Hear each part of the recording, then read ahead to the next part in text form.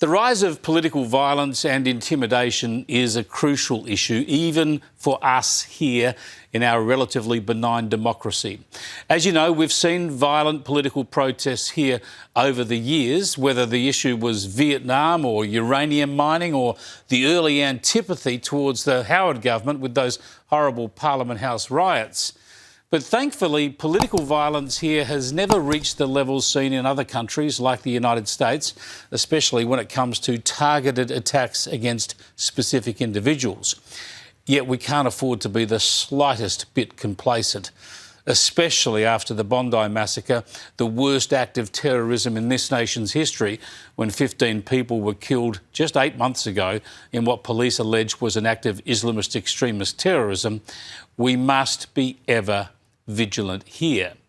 And that's why I want to mention what I saw in Melbourne yesterday when I was following Pauline Hanson across a couple of events. When Hanson announced a clutch of new One Nation candidates at a CBD hotel in the morning, the security was overwhelming. Teams of armed police patrolled around the streets outside, and dozens more officers were inside the hotel patrolling the ground floor while the event was being held upstairs. Now, I've been around media and politics for 40 years, and I've seen plenty of incidents and protests and security from all angles. This was an exceptional array of security. It tells me the police in Victoria are operating under the advice of intelligence that details a significant threat. Now, I remember covering Hanson events in the late 1990s, when there were more protesters outside some of her venues than sometimes there were supporters inside. And on occasions, these protests descended into violence back then. That wasn't good, of course, but I'm more worried now. One Nation has become a potent political force across the nation. And late yesterday, I went to Pauline Hanson's second event, a fundraiser at a hotel in Melbourne's Hawthorn. This area was surrounded by police. 2 roads were blocked with traffic diverted right around the hotel. Protesters targeted One Nation and, of course, the people attending.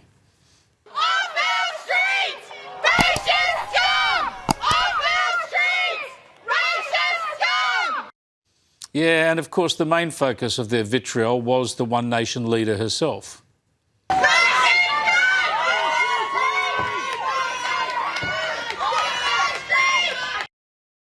This was ugly, and thankfully there was no violence, no arrests, and no one was hurt.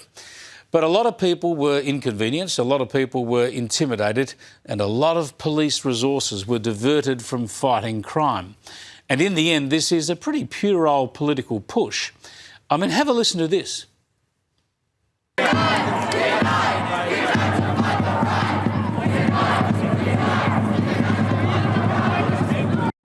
Yeah, these protesters are uniting to fight the right. They are the hard left, the feral left, if you like, and their main issue is just to fight the right, as if being right of centre, as if believing in small government, free enterprise, strong borders and personal responsibility, as if these things are something to protest against or to fight, as they say. So this is worrying enough, but my concern here is that the threats against Hanson and One Nation are even more serious because the police presence and posture was so robust, and this suggests that they might be worried about more than mere protesters. And this could be a major issue for this country. With Victoria effectively in campaign mode already and the New South Wales election happening early next year, and then the focus, of course, will switch to the looming federal election by then, how are we going to ensure that all politicians can campaign freely?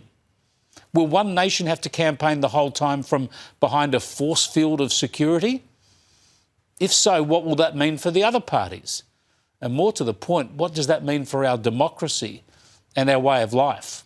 Now, peaceful protests, of course, are a crucial part of democracy, and violence, of course, is beyond the pale.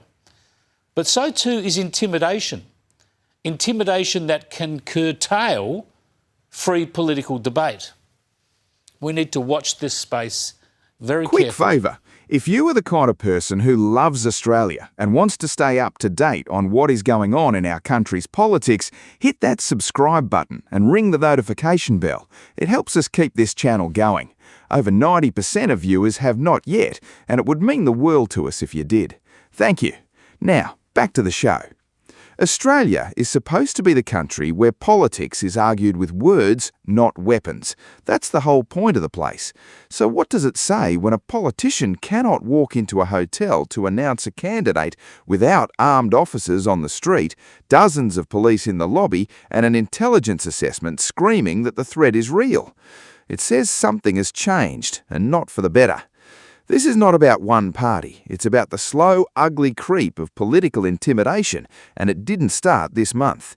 Cast your mind back to the Bondi massacre, the attack that made every Australian flinch, an act of ideologically driven violence that reminded us, in the worst possible way, that we are not immune. 8 months on, that memory is now baked into how events are policed, and nobody is more aware of it than the security teams around One Nation. Now watch what happened in Melbourne. At a candidate announcement in a city hotel, the scene was extraordinary. Armed police patrolling the footpath outside, dozens more inside on the ground floor, while the actual event ran upstairs. That's not a normal police presence. That's the kind of posture you see when intelligence says a significant threat is on the table. Then came the Hawthorn fundraiser. 2 roads shut, traffic diverted, and a crowd of protesters gathered not to debate, but to target one woman, Pauline Hanson, personally. No arrests, no violence, but the intimidation was loud enough for the whole country to hear. And here's the thing that should worry every voter, regardless of who you support. Back in the late 90s, Hanson events drew massive, sometimes violent protests, and yet the security was a fraction of what we are seeing today. One Nation's influence has grown, and so has the machinery built to protect it.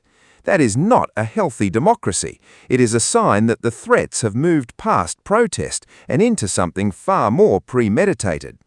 Real quick, if you are getting value from this, do not forget to like and subscribe. It genuinely helps us keep covering these stories. Now ask yourself the uncomfortable question. If a party is forced to campaign inside a force field, can it campaign freely at all? And what precedent does that set for everyone else? Here's the cold truth. Intimidation doesn't need to draw blood to do its damage. It silences voices. It scares away volunteers. It drags police resources away from ordinary crime prevention and pours them into guarding politics instead.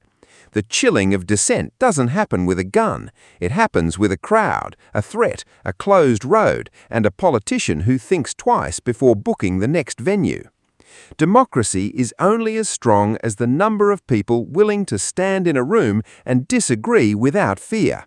The moment that fear wins, the ballot box is already compromised before a single vote is cast. So no, this is not a One Nation problem. This is an Australian problem, and it deserves our full attention. That's the story this week. Thanks for watching. We'll see you on the next